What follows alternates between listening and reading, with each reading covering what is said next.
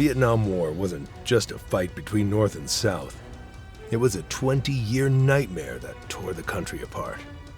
From 1955 to 1975, villages burned, children died, and entire forests were poisoned. Civilians were caught between bullets and bombs. Names like My Lai and Cu Chi showed the scariest side of the war, the part that left scars still felt today. After the end of World War II, Vietnam hoped for freedom, but France returned, trying to take back control. This led to a long war between French forces and the Viet Minh, a communist-led group under Ho Chi Minh. In 1954, after the Viet Minh defeated the French at the Battle of Dien Bien Phu, the Geneva Accords were signed. Vietnam was split at the 17th parallel. The North became the Democratic Republic of Vietnam, led by Ho Chi Minh. The South became the Republic of Vietnam, under President Ngo Dinh Diem, with strong backing from the United States. The U.S. saw North Vietnam as part of the global communist threat and began pouring resources into the South. In 1955, the U.S. started giving military aid, sending equipment, training programs, and political advisors. President Diem received strong support, but his government quickly became unpopular. He gave power to his family, silenced opposition, and used the army to crush any resistance. His policies targeted not only communists, but also ethnic minorities and Buddhists, sparking widespread resentment. By 1957, political killings began to rise in rural villages. The Viet Cong, South Vietnamese communist rebels supported by the North, started attacking officials and those loyal to the South Vietnamese government. These early guerrilla operations included nighttime raids, assassinations, and small ambushes. Villagers were often caught in the middle. Some were forced to support the Viet Cong. Others were punished by Diem's forces if suspected of helping them.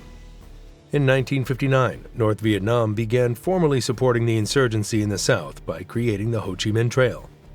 This vast hidden supply route passed through Laos and Cambodia, allowing weapons, supplies, and fighters to reach Viet Cong units. The trail was constantly being expanded and protected, making it hard for the South or the U.S. to destroy it. These efforts marked the beginning of large-scale organized resistance. Meanwhile, the U.S. kept increasing its presence. By 1961, under President John F. Kennedy, the number of American military advisors in South Vietnam rose sharply. The U.S. also began sending helicopters, pilots, and intelligence specialists. American soldiers were still called advisors, but many were involved in direct planning and operations alongside South Vietnamese troops. Some U.S. servicemen were already being killed in ambushes and surprise attacks.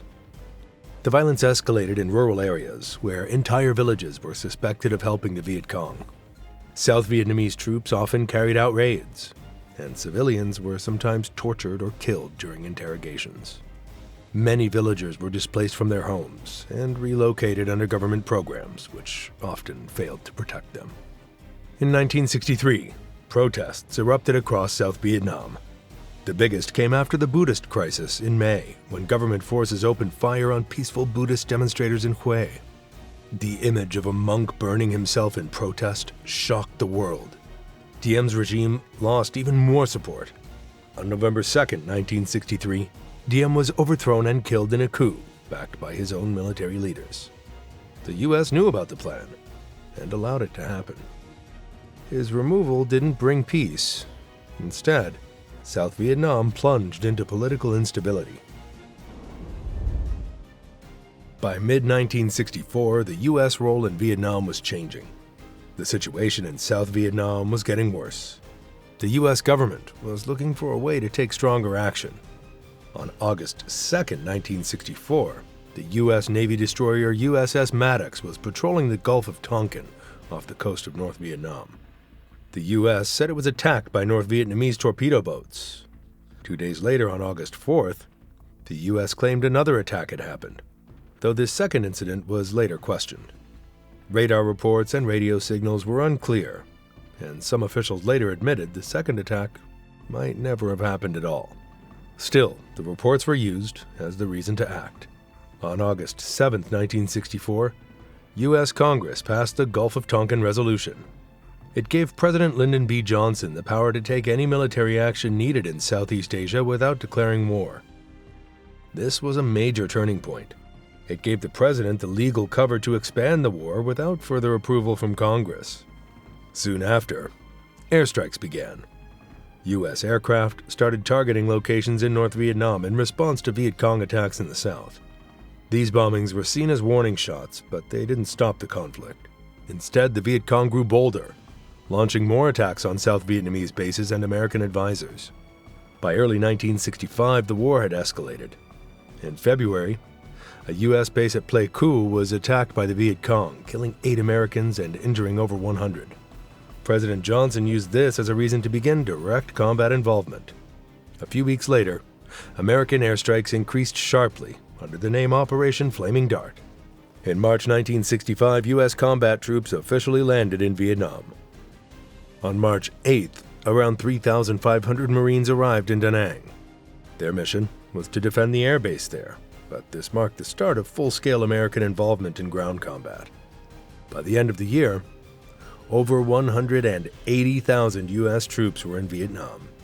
Also in March, the U.S. launched a massive bombing campaign called Operation Rolling Thunder. It began on March 2, 1965, and would continue until late 1968. The goal was to weaken North Vietnam by bombing its supply routes, bridges, transportation centers, army bases, and factories. The U.S. believed that if it could stop the flow of weapons and fighters to the south, the war could be won quickly. However, the campaign had serious consequences. The targets were often located near villages, towns, or farmland. Bombs sometimes missed, or were dropped based on outdated maps. As a result, many civilians were killed. Entire communities destroyed. Some areas were hit repeatedly, even when they had no military value left. The bombing also pushed more people in the north to support the war against the U.S. Instead of weakening morale, it often strengthened resistance.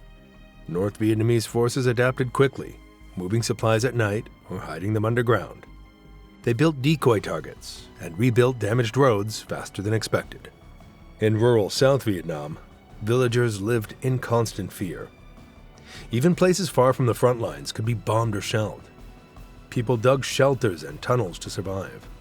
Many families lost their homes, farms, and loved ones without warning. Schools, hospitals, and temples were not always spared. The line between a military target and civilian life blurred more and more. By 1966, the number of American troops in Vietnam had grown fast. What started as a few thousand soldiers had now turned into a massive military presence. By the end of 1967, more than 480,000 U.S. troops were on the ground. But having more troops didn't mean things got better. In fact, the war became even more unpredictable and terrifying. The biggest fear was that the enemy could be anywhere, and often was. Viet Cong didn't wear uniforms. They dressed like normal villagers. So it was nearly impossible to know who was a friend and who was the enemy. A person helping an American soldier during the day could be planting a bomb at night. This created constant stress. Soldiers couldn't let their guard down, not even in quiet villages. The Viet Cong didn't fight like regular armies.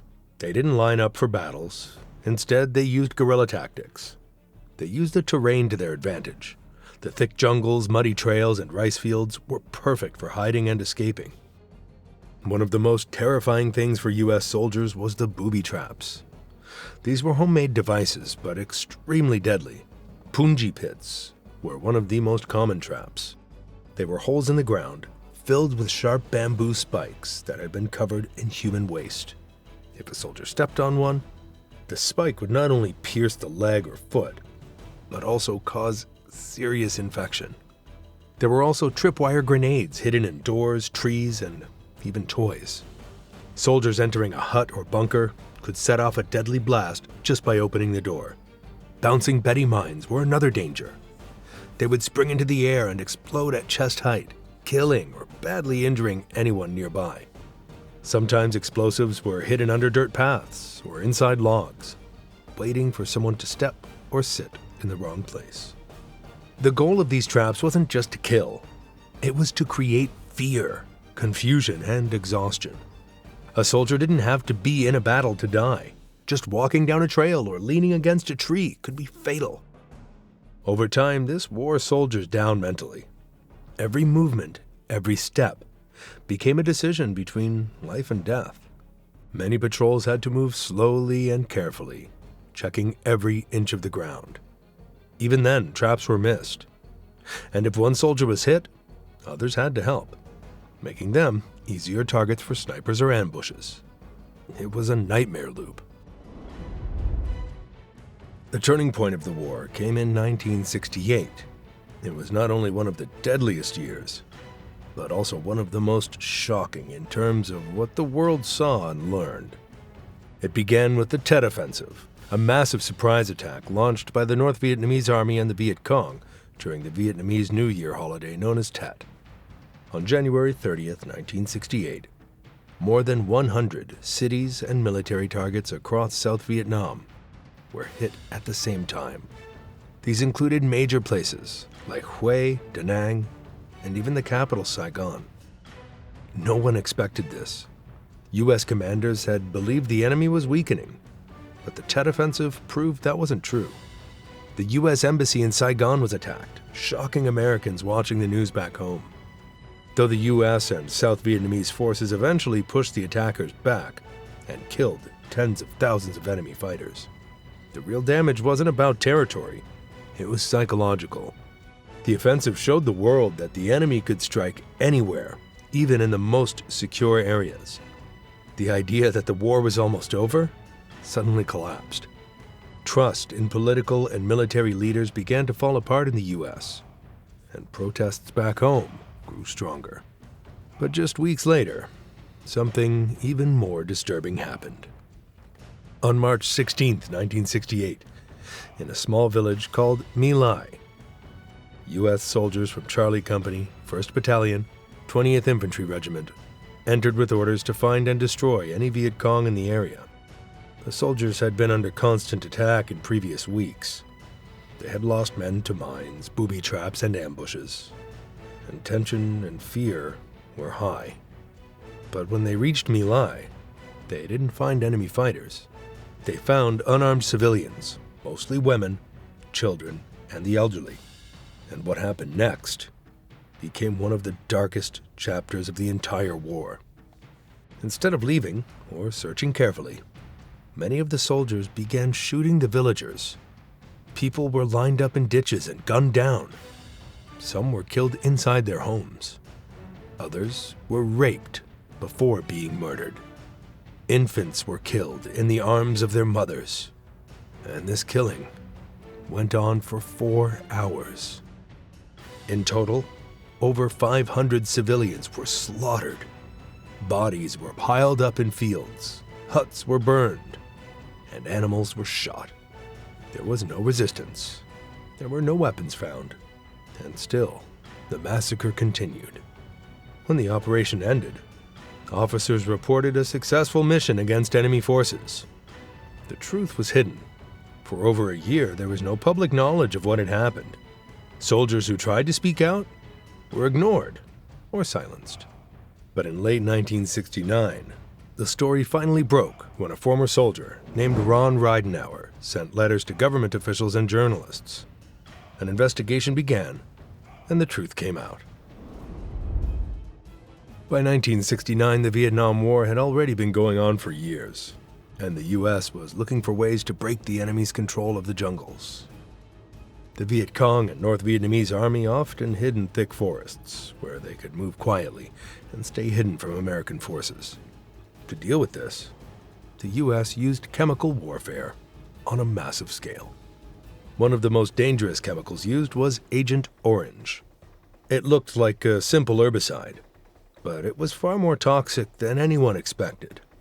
The U.S. sprayed it from planes and helicopters to destroy forests, rice fields, and other vegetation. The goal was to remove the enemy's cover and food sources.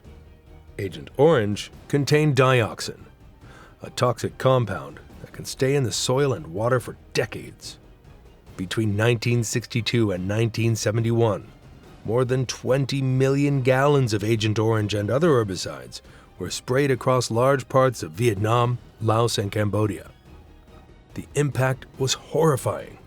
Trees and plants died quickly, turning green jungles into lifeless brown fields. But worse than that, got into the water, soil, and people's bodies. Villagers who drank water from contaminated rivers or ate local crops got sick. Babies were born with severe deformities. Skin rashes, cancers, liver problems, and other diseases began to show up in large numbers. More than 4 million Vietnamese civilians were exposed to these chemicals. And it wasn't just the locals. Over 2.8 million U.S. troops who served in Vietnam were also exposed, many of them unknowingly. Years later, thousands of American veterans suffered from serious health problems, and many of their children were also born with birth defects. At the same time, the U.S. was carrying out a secret plan, Operation Menu. Starting in March 1969, the U.S. began bombing Cambodia in complete secrecy. Cambodia was officially a neutral country, but American leaders believed the North Vietnamese army was using the eastern part of Cambodia to hide troops and move supplies. These areas were part of the Ho Chi Minh Trail.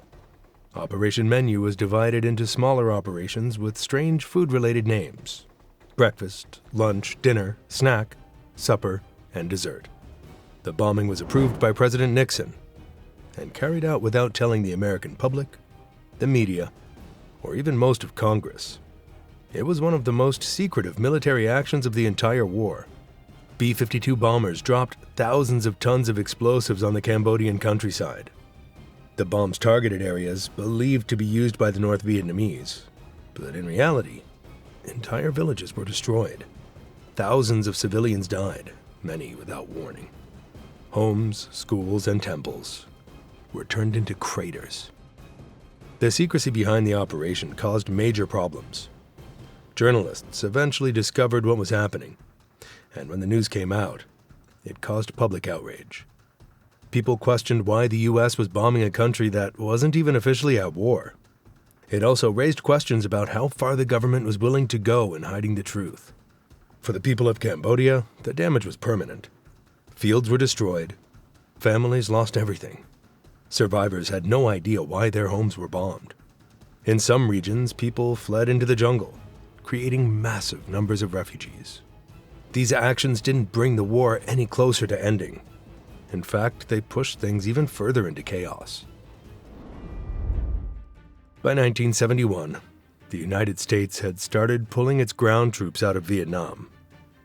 The new goal was called Vietnamization, which meant letting South Vietnamese forces take over more of the fighting while the U.S. provided support from the air. But this idea was quickly tested and broken during a disastrous mission called Operation Lam Son 719. The mission began in February 1971. The plan was to send South Vietnamese troops into Laos to destroy a section of the Ho Chi Minh Trail. If the South could cut it off, it would be a big win. But the plan quickly fell apart. Under U.S. law, American ground troops weren't allowed to enter Laos, so only South Vietnamese soldiers would go in, about 17,000 troops. The U.S. could support them with airstrikes, helicopter drops, and artillery, but no American boots were on the ground inside Laos. This created serious problems from the start. The South Vietnamese soldiers had never handled such a large operation on their own before. They were flown into Laos by hundreds of American helicopters, but the landing zones were poorly chosen. Many soldiers were dropped into areas they had never seen before, areas surrounded by thick jungle and steep terrain. Worse, the North Vietnamese army had already expected the attack. They had fortified their positions with thousands of troops, anti-aircraft guns, tanks, and hidden bunkers. As soon as the operation began, the South Vietnamese soldiers were hit hard. They were ambushed from multiple directions, cut off from each other, and in many cases completely surrounded. The North Vietnamese used heavy artillery and tanks, which shocked the South's forces. Their lines of communication broke down, and many units didn't even know where their commanders were. Trying to escape, many South Vietnamese troops radioed for helicopters. American pilots risked everything to pick them up, but the skies were deadly. Anti-aircraft fire from the jungle brought down many helicopters. In just a few weeks, over 100 U.S. helicopters were damaged or destroyed, and dozens of pilots and crew were killed. Some landing zones turned into death traps. As helicopters approached, they were blasted out of the sky by hidden gun positions. Wounded soldiers bled out in the jungle. Others were captured. Entire companies disappeared without a trace. By March, the mission had completely collapsed. South Vietnamese troops were retreating in chaos. Many left behind their weapons, vehicles, and even wounded comrades. The exit was just as deadly as the attack. Long lines of troops tried to escape through narrow jungle trails, while enemy forces closed in from all sides. By the end, more than 7,500 South Vietnamese troops were dead, wounded, or missing. Their equipment was scattered across the jungle. But again, the war was far from over. In March 1972, North Vietnam launched one of its biggest attacks of the entire war. It was called the Easter Offensive, and it was different from anything seen before. This time, it wasn't just small groups of guerrilla fighters. The North used over 120,000 regular soldiers, backed by hundreds of tanks and artillery to invade the South. They attacked across three main fronts, Quang Tri, Con Tum, and An Loc, and moved fast.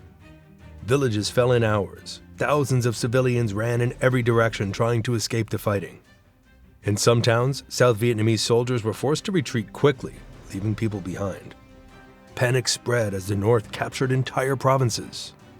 This invasion shocked the U.S. and South Vietnamese governments. The South struggled to hold the line, and if the North had continued at the same pace, they could have reached Saigon. To stop this, the U.S. responded with massive bombing. President Richard Nixon ordered Operation Linebacker, which began in May 1972. American warplanes targeted important parts of North Vietnam's infrastructure: railroads, bridges, fuel depots, power plants, and supply routes. The U.S. also mined the Haiphong Harbor, the North's main port, cutting off supplies from ships coming from countries like Soviet Union and China. It was a risky move, but it worked. The North began running low on fuel, ammunition, and equipment. In the South, towns like An Loc and Quang Tri became battlegrounds. Thousands of civilians were trapped. The streets were filled with bodies, rubble, and burned vehicles. Medical help was limited, and food supplies ran out. Many people drank dirty water or ate leaves to survive. Civilian deaths rose sharply. Schools, hospitals, and markets were hit. Fields and rice paddies were burned. Fear and destruction spread through both North and South Vietnam once again. By early 1973, the U.S. had reached its breaking point. After nearly a decade of war, over 58,000 American troops were dead, and more than 150,000 were wounded. Public support back home had collapsed. Protests filled the streets in cities like New York, Chicago, and Washington, D.C. The government needed a way out. On January 27, 1973, the U.S., North Vietnam, South Vietnam, and the Viet Cong signed the Paris Peace Accords. The deal said that the U.S. would pull out its combat troops and both sides would stop fighting.